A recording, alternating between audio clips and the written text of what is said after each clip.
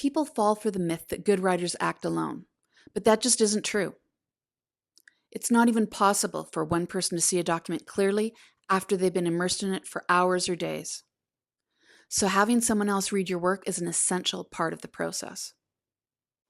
Because of this, we always encourage writers to get quick, informal, interactive feedback on a document before it moves into the formal review process.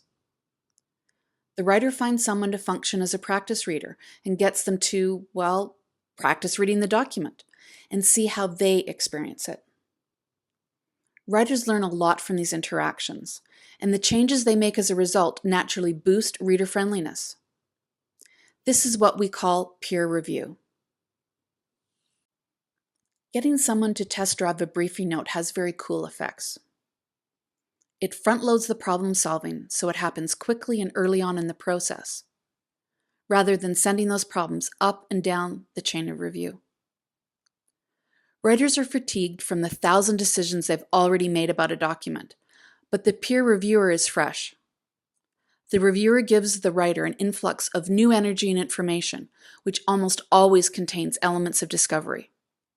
This leads to a better briefing note. Interacting is more interesting and fun, and totally different than slogging away in isolation.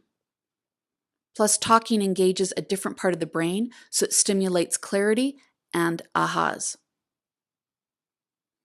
Both writer and peer reviewer learn from this process in a way that builds capacity, and, as a lovely side effect, builds nice working relationships in which people become more comfortable giving each other constructive feedback.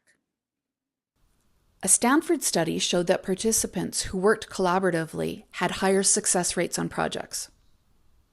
But more fascinatingly, they kept working 64% longer than their solitary peers, felt more engaged, and were less tired. We found exactly the same thing when we persuaded organizations to build peer review into their writing process. It's really important to understand that this is not editing or proofreading. That's useful and all, but it comes later. The peer reviewer is contributing their experience as a reader.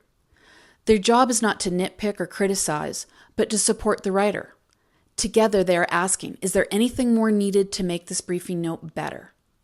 This kind of review has a positive effect on writers. Quite the opposite of bracing for criticism.